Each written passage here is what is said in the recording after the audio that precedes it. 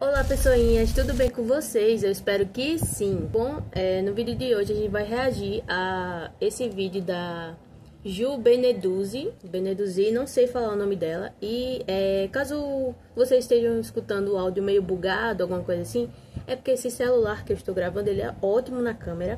Moto G34, ele é ótimo na câmera, é uma maravilha. Tudo esse celular pra mim, ele é perfeito. A única coisa, o único defeito dele é o áudio, realmente, que é uma merda. O áudio dele, não sei porquê, ele tem um efeito assim, de ruído, que é terrível, é horrível, que é pra reduzir o ruído. Ruído. E fica uma merda o áudio. Então, assim, eu não sei como tirar isso. Eu acho que não tira, né? Porque todo mundo parece igual. A era dos procedimentos estéticos e o pavor do envelhecimento. Eu já vou, assim, dar uma acelerada aqui, tá? Porque, como eu já disse em outro vídeo... Peraí que a câmera tá na frente pra eu ver aqui. Recapitulando aqui. Como eu já disse em outro vídeo, eu realmente não gosto de estar acelerando as coisas que eu assisto, né? Só que nesse caso, em caso de vídeos muito longos, não tem como eu fazer um react sem acelerar. Infelizmente, porque faz mal, né, acelerar, assistir esses vídeos bem acelerados. Mas nesse caso realmente não tem como. Senão o vídeo vai ficar aqui 1 hora, 2 horas, sei lá.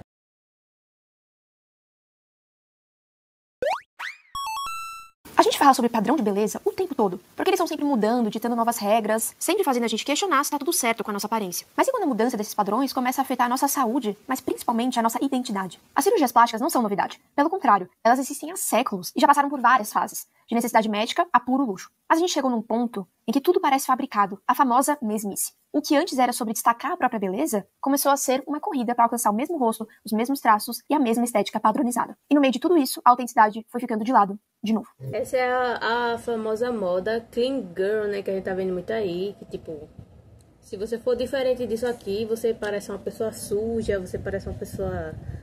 Nada a ver isso aí. As pessoas realmente estão perdendo a autenticidade, né? Sei lá, é muita informação que a gente tem no dia a dia. Parece que a gente já viu de tudo, parece que a gente já... Parece que tá tudo a mesma coisa, né? De tanta informação. Justamente por causa disso que eu tô fazendo aqui, né? E também de estar acelerando os vídeos, isso contribui bastante, tá? É uma série de problemas, né? Vamos pro século VI a.C. Sim. É antigo o negócio. Período em que os primeiros registros de cirurgias plásticas / de reconstrução foram encontrados na região que hoje a gente conhece como Índia. E o responsável por esses procedimentos é o famoso Sushruta. Falei certo? Sushruta, desculpa, falei errado. Que é considerado o pai da cirurgia plástica. Um dos procedimentos mais comuns e mais notórios da época era a reconstrução do nariz, que consistia em retirar a pele aqui da testa e colocar sobre o nariz. E por que isso? Porque lá na Índia, naquela época, o nariz era considerado um símbolo de orgulho. Então, para quem cometia algum crime, a pena, né, a punição, era ter o nariz cortado. Bem de boa. Ao longo da história da medicina, houve também períodos em que aconteceu uma queda considerável na prática de cirurgias. Esse é outro aspecto cultural, muitas vezes mediado por conta de ideias religiosas que viam a prática como uma forma de mutilação. Outro período em que a prática médica declinou bastante foi a Idade Média. Ainda que o pensamento científico não tenha sido completamente excluído da sociedade nessa época, ele foi muito substituído pela religião, fazendo com que avanços na medicina tenham sido deixados de lado por alguns séculos. Mas outras cirurgias, principalmente de reconstrução, foram registradas em outros países no decorrer da história, cada um seguindo seu próprio padrão de beleza de acordo com a sua cultura. Citando algumas, 390 a.C. na China, século I d.C. na Roma Antiga, século X na Espanha, século XVI na França e século XIX na Alemanha e na Bélgica. E a Bélgica teve uma descoberta bem importante para esse mundo dos procedimentos estéticos, que foi lá no século XIX que descobriram a toxina botulínica. Lembra alguma coisa? Botox, talvez?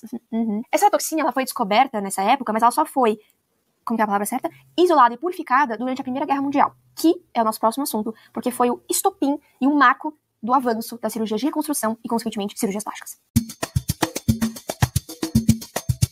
Especificamente em 1917, o primeiro hospital focado em ferimentos faciais foi fundado em Kent, no Reino Unido. E por que a Primeira Guerra Mundial foi tão importante para a área de cirurgias plásticas? Porque uma das motivações para o surgimento delas foi a necessidade. Como a gente já sabe, na guerra, milhares e milhares de soldados tiveram os seus rostos destroçados e mutilados. Então a demanda por esse tipo de procedimento de reconstrução facial aumentou muito. E com isso, a prática foi popularizada oficialmente. Ao contrário dos amputados, homens cujas características faciais eram desfiguradas não eram necessariamente celebrados como heróis. Enquanto uma perna faltando podia suscitar simpatia e respeito, um rosto danificado frequentemente causava sentimentos de repulsa e desgosto. E a Segunda Guerra Mundial, ela não ficou para trás. Ela também serviu... Não, e caralho, isso é pra gente ver. Ó o nível, tipo, de sequelas que ficava, né, no rosto dos homens que iam pra guerra na época, né? É muito forte, assim, tipo, a gente ver essas coisas, né? As guerras existem e as guerras trazem sequelas que é sempre do pobre, né? Nunca é do mais rico, de quem tá ordenando ali. É sempre das pessoas ali que são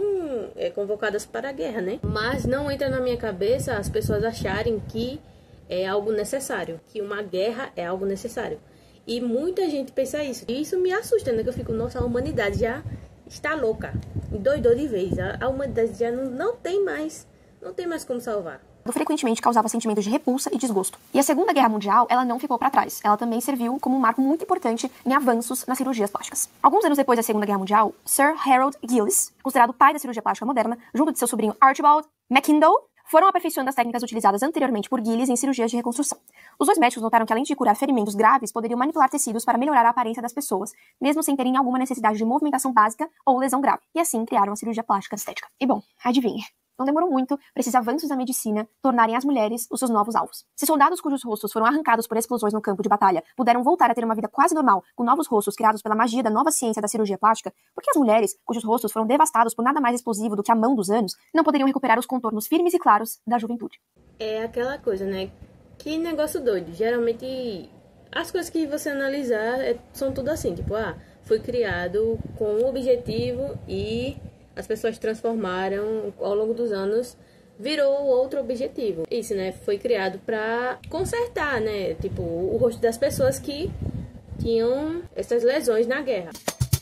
Parafina líquida, vaselina, cera branca, azeite de oliva e glicerina eram usados como injetáveis na primeira metade do século XX. Esses são os precursores dos preenchimentos, que naquela época eram usados para preencher abismos, buracos e ângulos. Na cultura ocidental, geralmente, quanto mais angular o seu rosto for, melhor, visto a popularização das harmonizações faciais, preenchimentos, lógico, e a bichectomia, que pra quem não sabe é a remoção da gordura aqui da bochecha, que a pessoa fica assim. Aliás, as harmonizações... Eu acho esse negócio de mexer no rosto um negócio muito doido. Muito doido.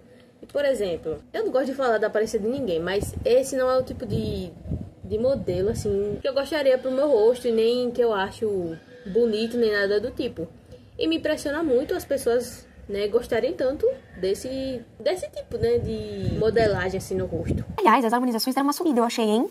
De um tempo pra cá já, né, eu vejo que essa onda das harmonizações que a galera aparece com aquela cara quadrada deu uma diminuída. Mas é óbvio que tem harmonizações que ficam sim bonitas e que realmente harmonizam a pessoa. E olha só que coincidência isso da bichectomia, da angularidade do rosto, dos buracos. Isso tem tudo a ver com o último vídeo, né, que a gente tava falando sobre a popularização e a glamorização, principalmente, da magreza extrema, né? E já naquela época, no início do século XX, existia uma extrema disparidade de classes, altas taxas de pobreza e, portanto, desnutrição, que causava angularidade no rosto, que era 100% associada à pobreza, sendo considerado indesejável. Hoje em dia é o contrário, né? E se você não assistiu o último vídeo, que a gente fala sobre esse impacto no corpo e associa isso tudo com moda, comida e marketing, termina de assistir esse e depois vai lá dar uma conferida. É muito curioso saber que esses procedimentos já existem há tanto tempo, mas com o propósito de adquirir resultados completamente opostos. Mas isso no Ocidente.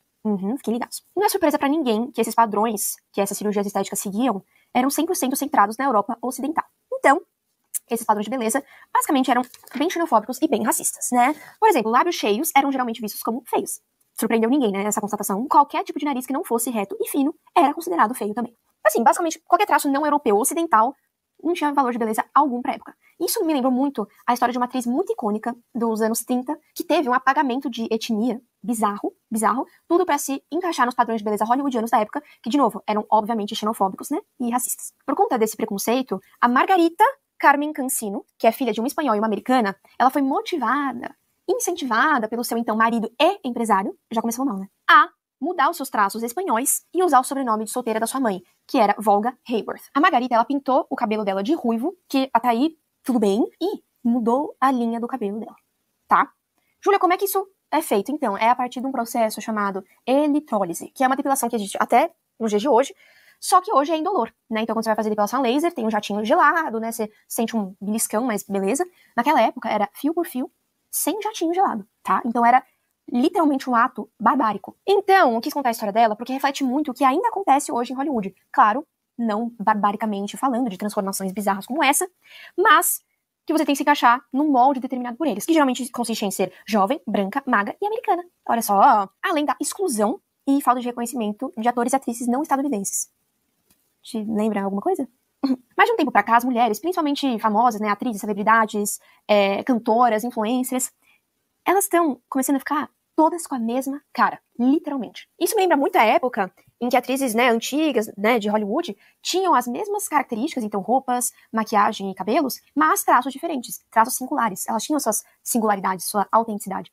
E hoje em dia é o contrário, as pessoas têm características diferentes, então cada um se veste do jeito que quer, cada um usa a maquiagem do jeito que prefere, cabelo, cortes, 1000 opções, mas com os traços iguais, por conta desses procedimentos. Antes da gente falar do novo procedimento que tá bombando no momento, eu queria voltar um pouquinho na história pra gente falar sobre um marco no mundo dos procedimentos estéticos modernos que aconteceu em 2014, a bocona da Kylie Jenner.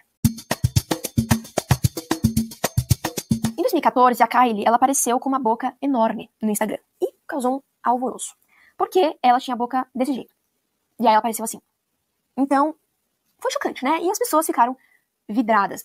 Eu não acho que foi chocante, né? Acho que é porque o ser humano ele se importa com cada besteira. Eu não acho uma mudança chocante não vou mentir. Mas também é porque hoje em dia a gente já viu tanta coisa, né? Já viu tanto procedimento doido que eu acho que isso aí é fichinha. E aí ela apareceu assim. Então, foi chocante, né? E as pessoas ficaram vidradas nisso. Tanto que começou um desafio na internet que consistia basicamente em você pegar uma garrafa ou uma tampinha de garrafa, colocar sua boca Isso eu lembro. Isso definitivamente eu lembro. dentro, fazer pressão, e quando você tirava, a sua boca tava imensa. E isso, assim, tomou conta da internet, todo mundo tava fazendo. E o mais engraçado é que a Kylie Jenner negou ter feito preenchimento labial. Ela falou que ela só passava o batom, o lápis, né, de boca, acima, né, da linha aqui natural da boca dela, e aí ficava parecendo que era maior. Tá bom. A bocona dela, com o batom nude, mate, que era a sensação da época, né, por conta dela mesmo, que começou a popularizar essa tendência, fez com que ela capitalizasse em cima disso, porque ela lançou sua marca de maquiagem, e o primeiro produto que ela lançou foi o seu Lip Kit, que consistia em um lápis de boca, pra você contornar seus lábios, né, acima da linha, e o batom nude. E o negócio vendeu, assim, que nem água. Bizarro. Depois de um ano, a Kylie veio a público e finalmente admitiu que tinha sim feito preenchimento labial. Mas ela se explicou, dizendo: eu não tinha nem 17 anos ainda. E se eu aparecesse e dissesse, ah, sim, fiz meus lábios, o que todas essas mães vão pensar de mim? Essas crianças, meus fãs, vão pensar que sou louca. Eu não queria ser uma má influência. Eu não queria que as pessoas pensassem que você tinha que fazer os lábios pra se sentir bem consigo mesma. Mas elas achavam que era mais louca eu estar mentindo sobre isso porque era tão óbvio. Eu queria ter sido honesta e direta. Depois que ela admitiu que tinha sim feito preenchimento labial aos 17 anos, em 2015 as pesquisas por preenchimentos labiais aumentaram 3.233%. Tá bom pra vocês? Esse é o nível de influência que a Kylie e as suas irmãs têm no mundo da beleza e da moda nos Estados Unidos e, consequentemente, ao redor do globo. A influência dessa família pode ser rastreada nas tendências de cirurgia plástica, nas categorias de produto de beleza, nas vendas de revistas e em discussões acadêmicas.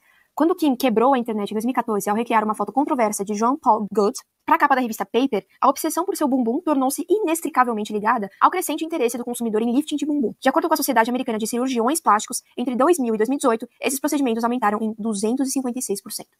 Rapaz, mas o povo é meio doido, né? Tipo assim, doidice. A mulher lá nos Estados Unidos. Tudo bem que assim, né? As Kardashians, elas realmente têm essa influência mundial, né? E com esses dados a gente vê que é um impacto muito grande, né? Muito maior do que a gente já pensava, né? Mas assim, é muito doido. Ah, porque famoso fez isso, eu vou fazer também. Tipo, que loucura. Kardashians, como um todo, elas são precursoras de vários padrões de beleza inalcançáveis, né? A Kim, com o corpo bizarro dela, a super transformação da Khloe, o rostinho natural da Kendall, e a Kourtney, que é, na minha opinião, a única mais normal em questão de procedimentos, né? Ela tem um rosto...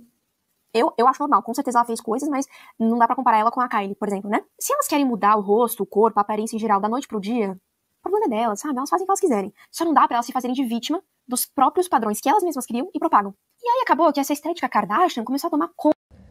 Não, aí eu já acho que, tipo, elas realmente criam padrões e para as pessoas seguirem e para as pessoas tanto consumirem as coisas que elas vendem, né? Porém, eu não acho que, e com certeza não começou com elas. Então, tipo, é um padrão assim, ao longo dos anos sempre vai se atualizando os novos padrões, mas são padrões que não tem pra onde, né? Eu acho que não dá pra colocar essa culpa 100% nelas. É como as pessoas dizem, né? O mundo é dos espertos. Elas são espertas, né? De propagar padrões e vender aquilo que o público delas está interessado em consumir, né? Tipo, eu uso isso e isso, eu faço isso e isso, eu vou fazer um produto e vou dizer, eu uso. E é assim, pra você ficar meramente parecido comigo, aí você é só usar o que eu tô vendendo aqui. E sem contar outros fatores, né? Mas eu achei meio nada a ver aí também atribuir somente as Kardashians. Elas podem sim sofrer com um padrão, e com certeza elas sofrem, porque pra fazer tantos procedimentos estéticos, Elas sofreram-se com um padrão inalcançável, né? Conta dos Estados Unidos e também influenciou muito aqui, né? E outros países do mundo. E aí, o que acontece? Todo mundo fica com a mesma cara. Sabe o que é irônico? A partir do momento que essas meninas, mulheres, começaram a se parecer com as Kardashians, elas foram lá e fizeram o quê? Apareceram assim, ó. Magras. Gente, elas só estão seguindo a estética de magreza extrema que a gente falou no outro vídeo, assim. Quem somos nós para julgar? A partir do momento que esses procedimentos começam a ficar mais acessíveis para nós, meros plebeus, e as pessoas começam a realmente ficar com os mesmos traços do que elas, não só elas, né, a elite em geral, eles vão lá e aparecem com um avatar novo. Eu vi um tweet no vídeo da Mina Lê que traduz exatamente, perfeitamente esse fenômeno. Bom, a gente falou aqui do símbolo de beleza. Deixa eu voltar, porque eu achei que ela ia ler, mas ela não lê. As celebridades estão removendo suas injeções e partes falsas do corpo porque elas se tornaram muito acessíveis. Se você consegue fazer preenchimentos para ficar parecida com a Kylie e trabalhar no Starbucks, o que os diferencia agora? Estamos definitivamente prestes a ver uma mudança na cultura da beleza. Marquem minhas palavras. Traduz exatamente, perfeitamente esse fenômeno. Bom, a gente falou aqui do símbolo de beleza dos Estados Unidos, que são as Kardashians, mas agora a gente vai fazer um contraponto com a beleza delas. A gente vai pra Coreia. Que as cantoras de K-pop têm seguido um padrão de beleza super rígido não é novidade pra ninguém. Muito magras, pele clara, joviais e rostos com traços considerados perfeitos para a cultura. Mas pesquisando, eu descobri que esse padrão de beleza coreano vem de um lugar muito cultural também. A senhora Hu, uma jornalista americana que publicou recentemente Flawless, Sem Defeitos, um livro que analisa a indústria da beleza coreana, também destaca a evolução extremamente complicada e idiosincrática dos padrões de beleza coreanos, alguns dos quais são encontrados na busca por uma identidade única da Coreia no pós-guerra, enquanto outros estão mais enraizados em tradições e rituais de beleza centenários.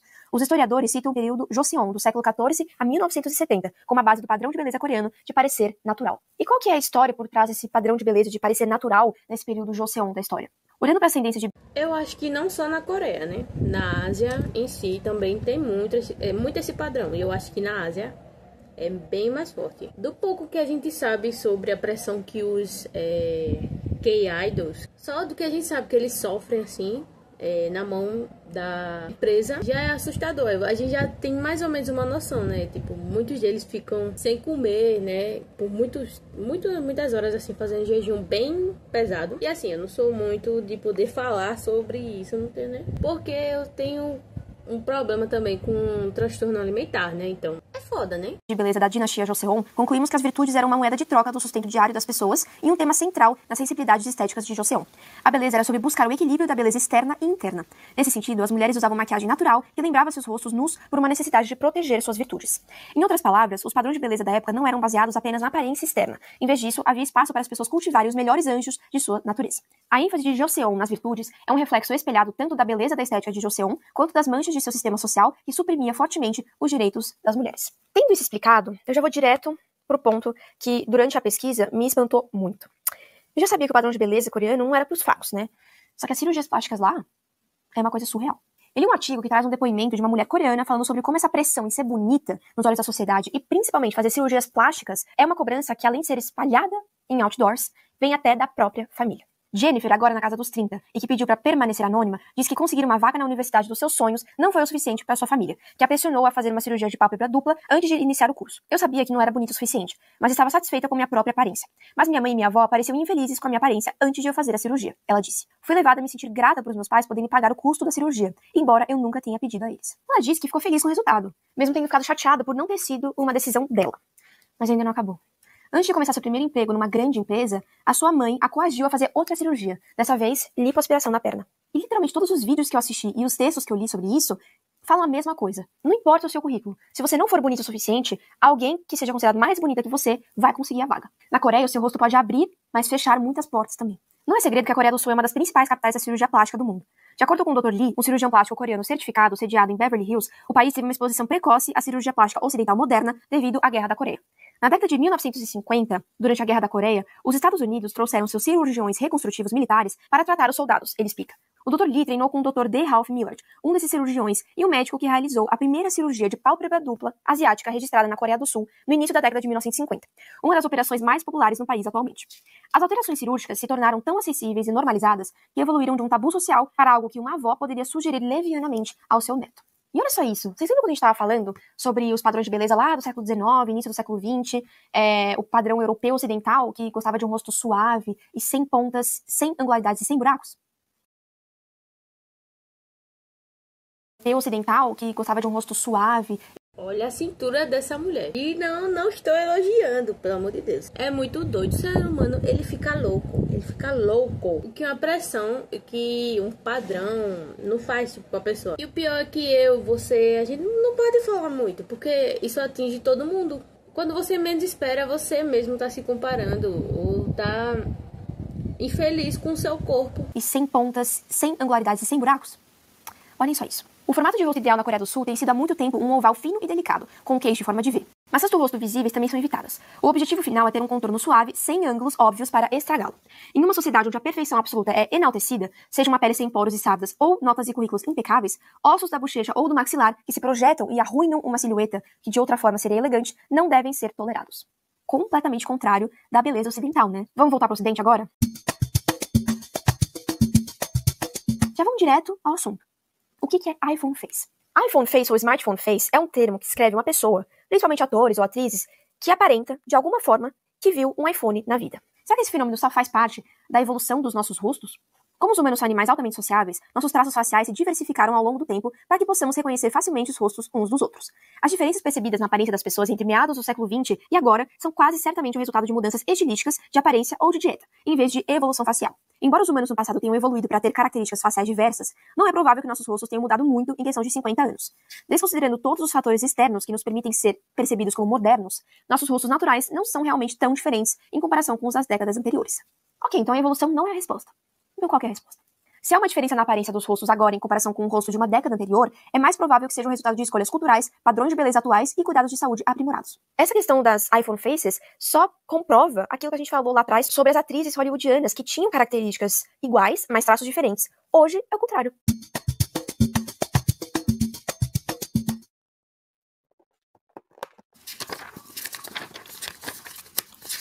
Em 1901, o cirurgião Eugene von Hollander realizou o primeiro lifting facial numa aristocrata polonesa, sendo considerado o pai do lifting facial. Gente, 1901. Olha como esse negócio é velho. O lifting facial é a nova sensação. Como a Caitlin Hu diz, preenchimentos são fast fashion, facelifts são de grife. Preenchimentos são uma solução rápida e mais barata, com resultados de curto prazo. Facelifts são mais duradouros e caros.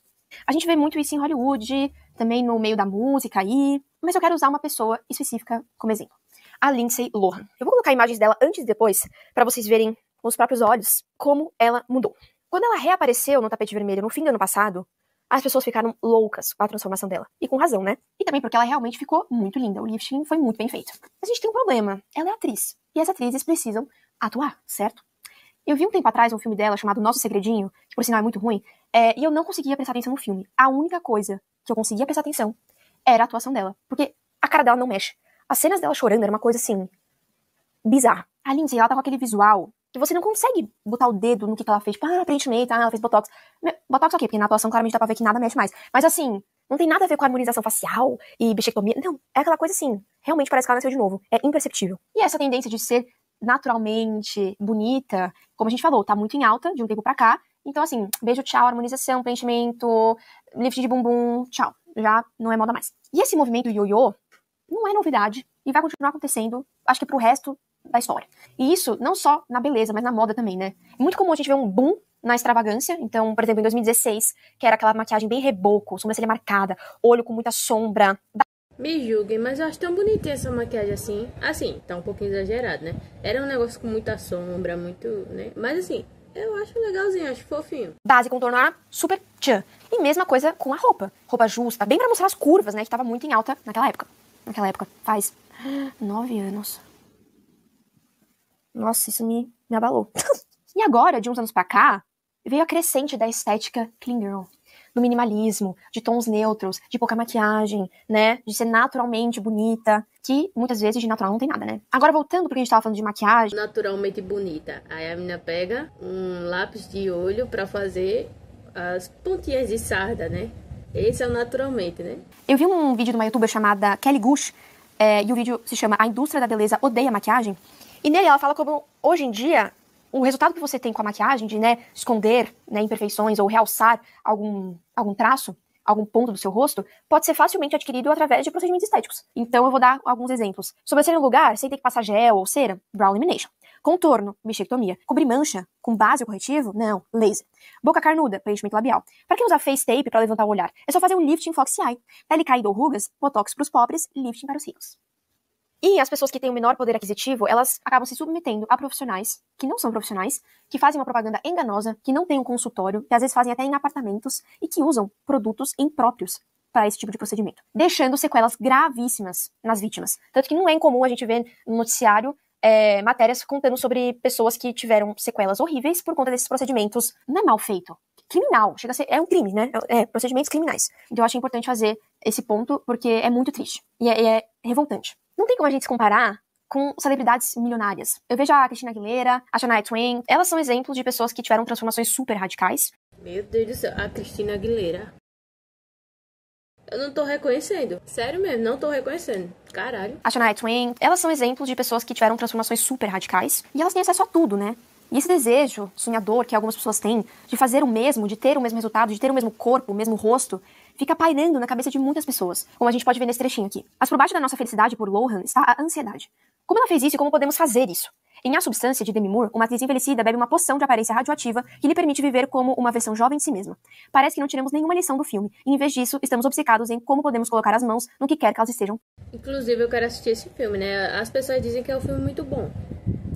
Aparentemente ele fala sobre pressão estética, né? Essas coisas assim, né? Do mundo da aparência. Aparência, né? O filme A Substância é o resumo, não é nem o resumo, é a moral inteira desse vídeo. A própria Demi Moore, né? Ela teve suas questões com cirurgias plásticas. Vou colocar fotos dela aqui. E hoje, realmente parece que ela usou a substância. Envelhecer é uma questão para todos nós seres humanos, mas principalmente para as mulheres. É como se o seu valor fosse embora junto com o seu colágeno.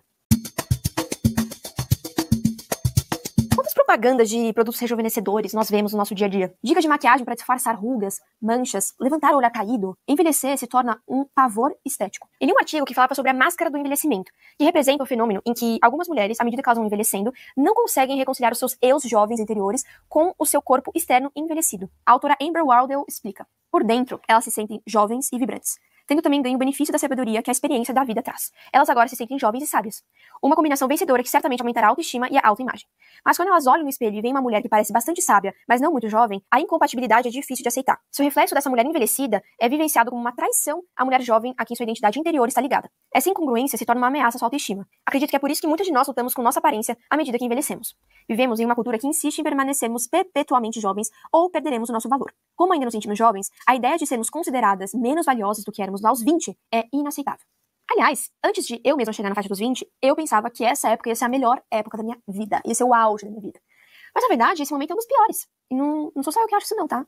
Estudos comprovam. Ao contrário do que a cultura popular, as mídias sociais e talvez até seus pais podem sugerir, seus 20 anos provavelmente não serão os melhores anos da sua vida. Eles podem ou não ser os anos em que você fica melhor em um maiô ou pode correr uma milha mais rápido, mas é improvável que sejam os anos em que você se sente melhor. Eles podem, na verdade, ser os anos em que você se sente pior.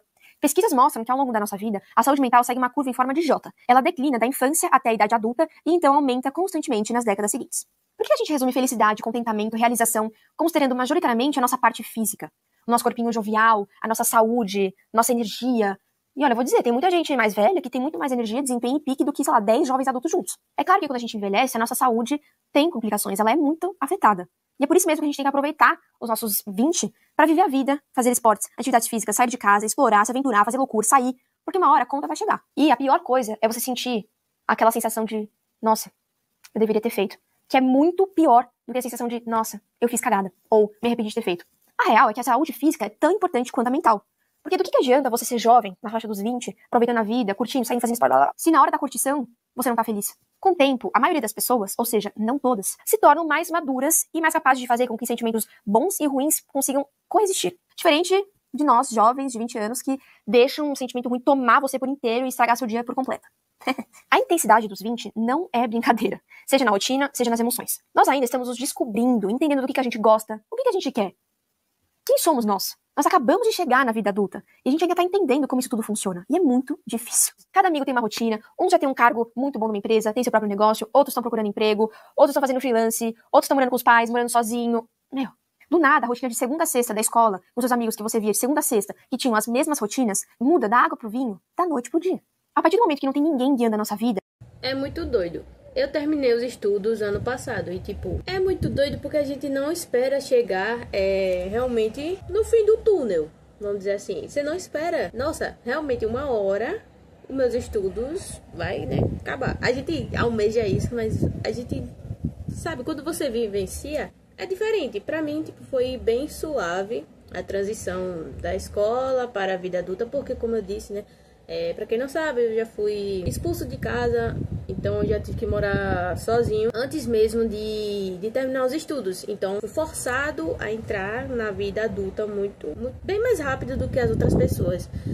Com certeza, os meus colegas que terminaram os estudos comigo no ano passado, a maioria não tá na situação de estar morando sozinho, nem nada do tipo. Então, assim, quando eu paro assim pra pensar, nossa, eu não estudo mais. É doideira, sabe? É doideira. Eu fico feliz, né? Eu fico, nossa, estar ali numa aula chata, aprendendo uma coisa que eu não queria aprender, escutando abobrinha de professor, ou desrespeito, muitas coisas assim. Ano passado foi horrível pra mim, assim. Eu só queria, basicamente, terminar logo, né? Então, pra mim, é tipo, que maravilha, né? Terminei. E as rédeas das nossas vidas caem nas nossas mãos, a gente fica completamente perdido. No geral, a vida melhora à medida que envelhecemos. Em grande parte porque temos mais controle sobre o trabalho, e a escola, e amigos, e amor, e realmente a maioria dos aspectos de nossas vidas. Somos mais aptos e mais capazes de escolher pessoas, situações e atividades que nos fazem sentir melhor, não pior. E quando nossas situações vão para o lado errado, nossas emoções negativas não parecem tão fortes e não duram tanto. Tudo isso requer prática e perspectiva, que são duas coisas que pessoas de 20 e poucos anos podem não ter. Ainda. Tudo isso para dizer que envelhecer é bom. Significa que você viveu, que você tá aqui, contando todas as suas aventuras mais memoráveis e os dias mais inesquecíveis. E por que as lembranças físicas de tudo isso que a gente viveu são consideradas coisas feias? Esse comportamento também é o resultado de uma cultura orientada pela estética, em vez de uma cultura orientada pela experiência. É a razão pela qual as pessoas querem parecer cottagecore sem realmente viverem em uma fazenda. Ou porque as pessoas querem parecer indies e lis, embora passem as noites de sexta-feira em casa e não na balada. Se você pensar bem, envelhecer é experimentar a vida. As novas gerações me preocupam muito. Com a onda que estava rolando há um tempo atrás e que ainda continua, da Sephora Kids, que são as crianças da Sephora, que basicamente consiste em crianças indo na Sephora, que é uma loja que vende maquiagem, produtos de skincare. Como eu sou pai de menina, eu já fico pensando, meu Deus do céu, daqui uns anos como é que não vai afetar ela, essas coisas, sabe? Essa cultura de, vou mostrar pra você em um período bem curto, 1 minuto por aí, o quão a minha vida é maravilhosa. Sendo que, tipo, 1 minuto não é nada, né? Pra 24 horas. Então, eu me cuido, eu faço skincare, eu faço isso e aquilo e não sei o que. Imagina o quanto isso não mexe com a cabeça, né, da criança. E ainda mais esses pais que deixam as crianças terem acesso muito cedo às telas. Mas eu não julgo, obviamente, porque é muito difícil, né? Pra você que não tem filho, é muito difícil. E você pensa assim, essa a solução que as pessoas dizem, não tenha. Se você não tem paciência, não tenha. Mas assim, não é nem questão de paciência. Às vezes o pai ou a mãe chega em casa cansado do trabalho. O filho tá ali, né? Fazendo papel de filho, sendo que o pai e a mãe só quer descansar. E aí acaba dando as telas para o filho, né? Eu particularmente, o quanto eu puder segurar para minha filha não ter acesso às telas tão cedo, também controlar, né? Assim, ter aquele controle parental do que a criança tá acessando, eu vou fazer, né? Porque isso mexe muito com a cabeça da criança, imagina. A minha filha daqui a uns anos sofrendo com esse padrão, né? Ela já vai acabar sofrendo. E eu incentivar isso nela desde que ela é criança, aí é que é foda, né? Em geral, né? Indo atrás de maquiagens, às vezes, caríssimas e produtos anti-idade. Juro por Deus. Esse movimento é muito, mas muito maior nos Estados Unidos, que foi onde teve o nascimento desse fenômeno, mas, gostando ou não, os Estados Unidos influencia muito a nossa cultura e o nosso comportamento. Inclusive com o acesso à internet que a gente tem hoje em dia, né? Então as crianças no TikTok podem acessar conteúdo de qualquer país imaginável, principalmente nos Estados Unidos, que é a maior economia do mundo e que tem um grande impacto no mundo da beleza e na moda e em tendências em geral. É normal na vida de muitas meninas você começar a ter um interesse por maquiagem, seja pela sua mãe, ou alguma parenta, ou alguma, eu penso assim, nas irmãs mais velhas das suas amigas, assim. Um batom e um rímel, por exemplo, eles não servem pra cobrir nenhum tipo de imperfeição. Eu vejo isso quando eu era criança e eu ia no banheiro da minha mãe pegar as maquiagens. Eu usava os batons e rímel e, sei lá, blush, qualquer coisa que eu achava lá, pra ficar experimentando e brincar com isso, sabe? Agora, as crianças de hoje quererem ir atrás de corretivo, produto de skincare, não é experimentação, não é brincadeira. Os padrões de beleza sempre existiram. A diferença é que agora estamos muito mais expostos a eles, e cada vez mais cedo. Vemos crianças pequenas, meninas de 5 ou 6 anos, sendo afetadas. Esse movimento tem consequências importantes no psiquismo infantil em vários graus. As meninas passam a ver as marcas naturais como imperfeições, algo que precisa ser corrigido. Isso se transforma na vergonha do próprio corpo, na sensação de que há algo errado com elas, e pode chegar até a quadros de dismorfia corporal, no qual o paciente sente uma profunda angústia sobre si mesmo. A cultura de valorização da aparência que vivemos é combustível para esse cenário. Pela fase de desenvolvimento que se encontram, os jovens são ainda mais impactados, pois muitas vezes não possuem o amadurecimento necessário para se blindar da validação externa. No passado, já vimos essa cobrança ser direcionada ao corpo e o grande número de crianças e adolescentes que desenvolveram distúrbios alimentares. Agora, esse extremo chega também à aparência do rosto. E é muito triste. É muito triste. Eu já vi aqui no Brasil, tá? Meninas pré-adolescentes, assim, fazendo um get ready with me e passando 1 quilo de maquiagem pra ir pra escola. Eu fico assim, meu, aonde que essas meninas vão chegar? Chega num nível tão doido, vocês vão escutar um barulho de fundo, mas enfim, é o que temos. Chega num nível tão doido que essas meninas com pouca idade ficam usando essas maquiagens, botam esse 1 quilo de reboco na cara e ficam parecendo mulheres já. Quando você vai ver, a menina tem 12 anos e tá parecendo uma mulher de 25. Isso não é correto, isso não é legal. E tem muita gente que fica incentivando isso na criança, o que é pior ainda. Tudo bem a criança querer se maquiar ali pros pais, fazer uma brincadeira assim. Com os pais eu acho isso saudável, né? Ali em casa. Mas tipo, você botar um batom na criança, um batom vermelho pra sair, alguma coisa assim, eu acho isso nada a ver. Na verdade, não só o batom vermelho, né? Qualquer cor assim, que você bota uma cor forte assim na criança.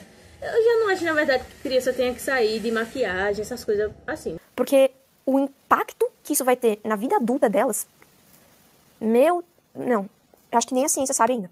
Bora entrelaçar os assuntos? Muitas famosas se submeteram a procedimentos estéticos que mudaram completamente os seus rostos. São atrizes, cantoras, influencers, celebridades, todas com as mesmas caras, literalmente. No TikTok eu me deparo com, 50 meninas diferentes, principalmente lá dos Estados Unidos. E toda vez que eu vejo alguma delas eu fico, nossa, eu acho que já apareceu o vídeo dessa menina aqui no meu feed. Mas não, é só uma das suas 49 sósias espalhadas pelo mundo. E como os Estados Unidos, ele impacta muito as tendências aqui no Brasil, não é nada incomum a gente ver influencers famosas, enfim, pessoas da mídia com os mesmos traços. A maquiagem, além dela estimular essa busca por procedimentos permanentes, ela também cria esse senso de mesmice. Quantas vezes você não tá na internet, principalmente no TikTok, sempre é o TikTok, e aparece um vídeo de alguém falando assim, você tá fazendo a sua maquiagem errada. Cada pessoa tem um rosto diferente, formatos diferentes, etnias diferentes. Uma maquiagem, uma técnica, uma dica que seja, que dá certo pra uma pessoa, não vai funcionar necessariamente pra outra. Mesmo que a pessoa que esteja falando seja uma profissional de maquiagem. A beleza não tem tamanho único. A gente sempre tem que lembrar que o que a gente vê na internet geralmente é editado ou mexido, literalmente. Não é real. Meninas que mal chegaram à maioridade já têm esse desejo insano, essa necessidade de fazer procedimentos estéticos por conta dessa exposição a padrões de beleza, seja ocidentais ou orientais, e também porque a gente tem acesso a tudo. A gente tem acesso a ver o rosto de milhares de pessoas por dia. Isso é bizarro. Não era pra acontecer isso, não era pra gente nem ver o nosso próprio rosto. Aliás, tem uma frase do Fernando Pessoa, do seu livro O Livro do Desassossego, que fala exatamente isso. Um homem não deve poder ver a sua própria cara. Isso é o que há de mais terrível. A natureza deu-lhe o dom de não a poder ver, assim como de não poder fitar os seus próprios olhos. Só na água dos rios e dos lagos ele podia fitar seu rosto. E a postura, mesmo, que tinha de tomar era simbólica. Tinha de se curvar, de se baixar para cometer a ignomínia de se ver. O criador do espelho envenenou a alma humana.